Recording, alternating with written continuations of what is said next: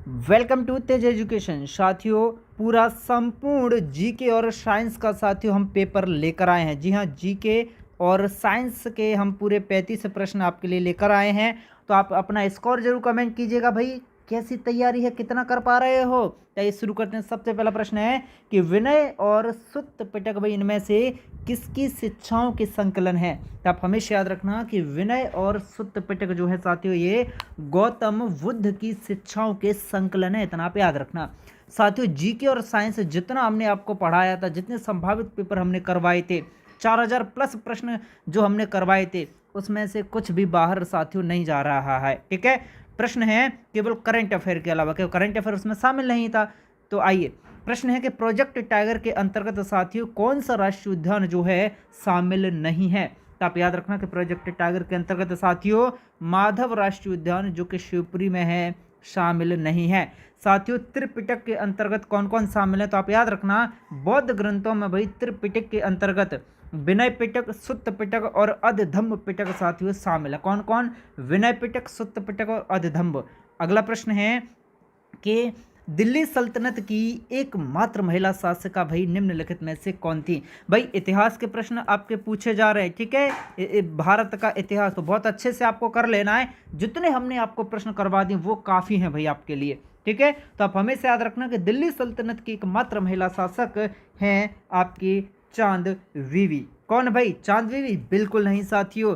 जल्दी से कमेंट करके मुझे बताइएगा क्या होगा। बहुत बढ़िया, काफ़ी सारे लोगों का सही। तो रजिया सुल्तान जो है दिल्ली सल्तनत की एकमात्र महिला शासक है साथियों। रजिया सुल्तान तो बहुत फेमस है भाई, ये कैसे गलत हो सकता है। रजिया सुल्तान भाई किसकी? इल्तुतमिश की बेटी भाई। किसकी? इल्तुतमिश की बेटी थी साथियों। इल्तुतमिश की बेटी थी साथियों रजिया सुल्तान।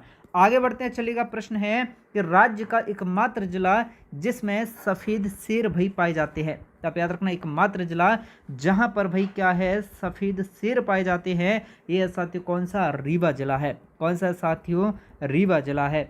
अगला प्रश्न है घाघरा का युद्ध भाई कब लड़ा गया। जल्दी से आंसर कमेंट कर दे साथियों, घाघरा का युद्ध जो है कब लड़ा गया। तो बिल्कुल हूबहू आपका पेपर जैसा पेपर भाई, कितना स्कोर रहेगा जरूर आपको कमेंट करके बताना है। तो आप याद रखना कि घाघरा का जो युद्ध है भाई ये 1529 में साथियों लड़ा गया। कब भाई? 1529 में भाई लड़ा गया घाघरा का युद्ध।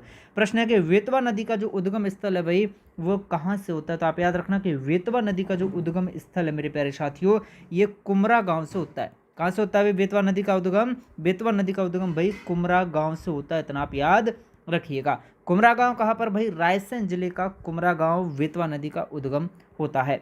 चलिए, प्रश्न है कि भाई अखिल भारतीय किसान सभा के पहले अध्यक्ष भाई निम्नलिखित में से कौन थे। बहुत अच्छा प्रश्न। तो आप याद रखना कि अखिल भारतीय किसान सभा के जो पहले अध्यक्ष हैं साथियों, ठीक है, किसान सभा के जो पहले अध्यक्ष हैं ये हैं स्वामी सहजानंद सरस्वती। ठीक है भाई। और अखिल भारतीय किसान सभा की जो स्थापना कब हुई भाई? अखिल भारतीय किसान सभा की स्थापना 1936 में साथियों हुई थी।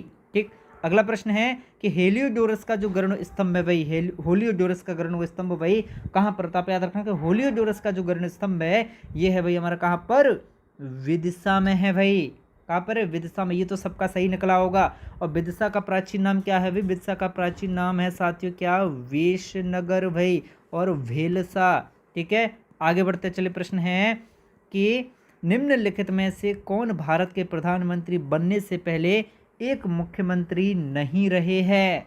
तो आप याद रखना कि इंदिरा गांधी हैं जो मुख्यमंत्री नहीं रही हैं। इंदिरा गांधी भारत की पहली महिला पीएम है साथियों, महिला पीएम है। ठीक है, अगला प्रश्न है मध्य प्रदेश के कौन से प्रास्थल से भाई मानव खोपड़ी का कंकाल जो है प्राप्त हुआ है।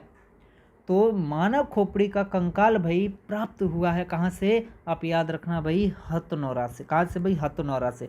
हथनौरा भाई कहाँ पर है मध्य प्रदेश में? ये साथियों आपका होशंगाबाद में। कहाँ पर है भाई? होशंगाबाद में है हथनौरा। ठीक।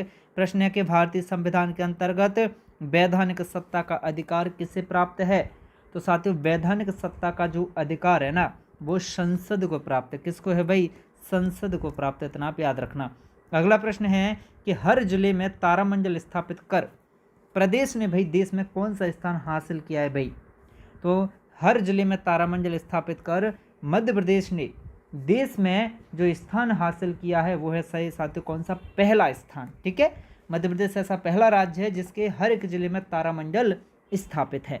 अगला प्रश्न है कि निम्नलिखित में से कौन से ग्रह का रंग नारंगी है और उस पर सफ़ेद धारियां हैं।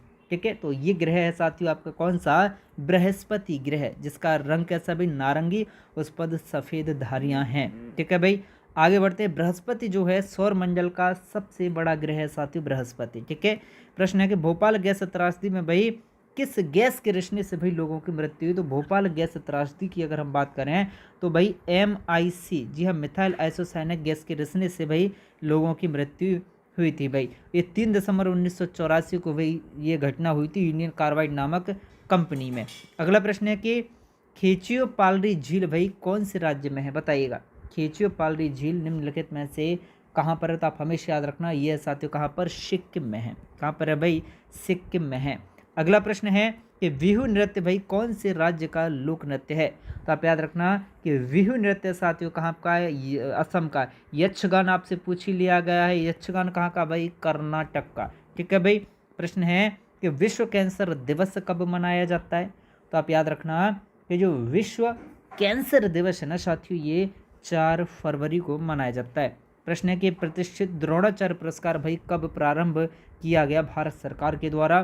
तो भाई ये वर्ष 1985 में शुरू किया गया था द्रोणाचार्य पुरस्कार। अगला प्रश्न है भारत सरकार के द्वारा प्रस्तुत किए जाने वाले सर्वोच्च नागरिक पुरस्कार भाई निम्नलिखित में से कौन सा है। तो सर्वोच्च नागरिक पुरस्कार है साथियों भारत रत्न। ठीक है, जो कि भारत सरकार के द्वारा शुरू किया गया। अगला प्रश्न है कि भारतीय अंतरिक्ष अनुसंधान संगठन की स्थापना भाई कब की गई, बताइएगा। आपको ये भी याद रखना है कि सर्वोच्च पुरस्कार भारत रत्न जो है कला, साहित्य, विज्ञान, राजनीति, खेल और जन सेवा में उत्कृष्ट कार्य के लिए भाई दिया जाता है। ठीक है, भारत रत्न से संबंधित प्रश्न भी पूछा गया है।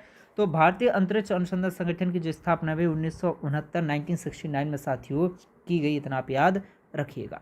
अब चलेगा, यहाँ तक आपके जीके के पूरे प्रश्न हुए। अब है साथियों आपके साइंस के प्रश्न। देखिएगा, जहाँ से प्रश्न पूछे जा रहे हैं बिल्कुल वही प्रश्न है। प्रश्न है कि फ्लोएम के अतिरिक्त भाई निम्नलिखित में से अन्य सभी से मिलकर बना होता है। तो फ्लोएम जो है भाई, फ्लोएम वाहिकाओं के अतिरिक्त चालनी नलिकाएं, सहकोशिका और फ्लोएम तंतुओं से जो है मिलकर भाई बना होता है। ठीक है, विकल्प बी इसका सही जवाब है। अगला प्रश्न है कि जो फ्लोएम होता है भाई ये जटिल स्थायी ऊतक होता है। ठीक है भाई, यह संभव बंडल के अंदर जो है साथियों क्या है, पाया जाता है। अगला प्रश्न है कि मानव जाति के आनुवांशिक मूल वही कहाँ पर मौजूद है। तो आप याद रखें, मानव जाति के जो आनुवांशिक मूल है ना भाई, ये कहाँ पर साथियों, ये अफ्रीका में मौजूद है। कहाँ पर भाई, अफ्रीका में।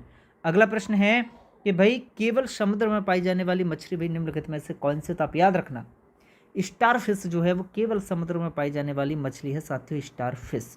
ठीक, अगला प्रश्न है कि इकाइनोडर्मेटा संघ के प्राणियों में साथियों कैल्शियम युक्त कंकाल पाया जाता है, इसीलिए इनका नाम इकाइनोडर्मेटा रखा गया है। और ये सभी के सभी इकाइनोडर्मेटा संघ के जो प्राणी होते हैं वो कैसे भाई, समुद्री होते हैं। इकाइनोडर्मेटा संघ के प्राणी कैसे होते हैं भाई, समुद्री होते हैं। यहाँ से भी कोई प्रश्न आपका भाई पूछा जा रहा है। ठीक है, अगला प्रश्न देखिएगा इसी टॉपिक का कि ब्रायोफाइटा निम्नलिखित में से किस वनस्पति से संबंधित है। तो आप याद रखना कि ब्रायोफाइटा जो है साथियों ये मार्केंसिया से संबंधित है। ठीक है, किससे, मार्केंसिया से।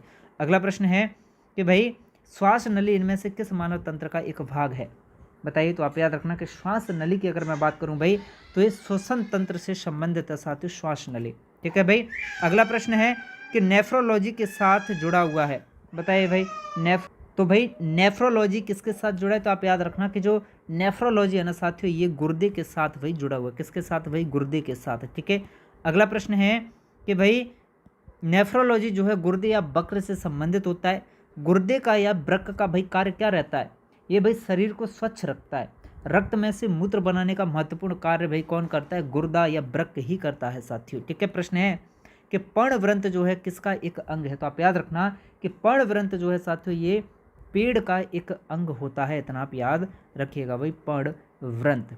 ठीक है भाई, पर्णवृंत पौधों का एक अंग होता है, पेड़ पौधों का। यह पौधे का ऐसा लंबा भाग होता है जिसमें फूल, फल और पत्तियां ये सभी भाई लगते हैं, वो क्या कहलाता है भाई, पर्णवृंत कहलाता है। प्रश्न के निषेचन के बाद भाई किस बीज में विकसित हो जाता है। तो आप याद रखें निषेचन के बाद जो है साथियों बीजांड जो रहता है वो किस में, बीज में साथियों क्या है, विकसित हो जाता है। अगला प्रश्न है, न्यूट्रॉन को छोड़कर सभी परमाणु में मौजूद होते हैं। तो आप याद रखें, न्यूट्रॉन को छोड़कर साथियों सभी जो है हाइड्रोजन परमाणुओं में क्या है साथियों, मौजूद होते हैं। हाइड्रोजन परमाणु के नाभिक में भाई प्रोटॉन के साथ एक इलेक्ट्रॉन पाया जाता है। इसके नाभिक में भाई कोई भी न्यूट्रॉन क्या है, नहीं होता है भाई हाइड्रोजन के नाभिक में। अगला प्रश्न है कि एक ऑक्सीजन परमाणु में कितने संयोजी इलेक्ट्रॉन होते हैं भाई ऑक्सीजन में। तो याद रखना 2 संयोजी इलेक्ट्रॉन होते हैं भाई ऑक्सीजन में। अगला प्रश्न है कि एक ही तत्व की परमाणु संख्या भाई किसके बराबर होती है। तो आप याद रखना एक ही तत्व की जो परमाणु संख्या है भाई ये प्रोटॉन की संख्या के बराबर होती है। किसके भाई, प्रोटॉन की संख्या के बराबर। अगला प्रश्न है परमाणु संख्या भाई प्रोटॉन की संख्या के बराबर। ठीक है। अगला प्रश्न है कि किसी तत्व की परमाणु संख्या उस तत्व के प्रत्येक परमाणु के नाभिक में मौजूद किसकी संख्या के, नाभिक में मौजूद प्रोटॉन होते हैं उनकी संख्या के बराबर होती है भाई परमाणु संख्या। ठीक है। अगला प्रश्न है कि अगर कोई वस्तु तैरती है तो उस वस्तु पर जल द्वारा लगाया जाने वाला जो उत्क्षेप बल है ना भाई वो कैसा होगा। तो भाई उत्क्षेप बल जो है उस वस्तु पर जल के द्वारा जो लगाया जाने वाला उत्क्षेप बल है वो वस्तु के भार के बराबर होगा। ठीक है। अगला प्रश्न है कि कौन से परपथ में भाई विद्युत प्रवाहित होने का केवल एक मार्ग होता है। तो साथियों श्रेणी परपथ जो रहता है ना उसमें विद्युत प्रवाहित होने का केवल और केवल एक मार्ग होता है, इतना आप याद रखिएगा। अगला प्रश्न है कि विद्युत धारा का प्रवाह है, बताइएगा। तो आप याद रखना कि विद्युत धारा जो है साथियों विद्युत आवेशों का प्रवाह होता है। विद्युत धारा किसका प्रवाह होता है, विद्युत आवेशों का प्रवाह होता है, इतना आप अच्छे से याद भाई रखिएगा। तो इन 35 प्रश्नों में से साथियों आपका स्कोर क्या रहा, जीके में क्या स्कोर रहा 20 में से, साइंस में 15 में से क्या स्कोर रहा, कमेंट करके हमें जरूर बताइएगा। और ऐसे ही शानदार पेपर के लिए भाई आप बने रहें तेज एजुकेशन के साथ। PDF आपको हम अपने तेज एजुकेशन ऐप पर बिल्कुल निःशुल्क उपलब्ध करवा रहे हैं।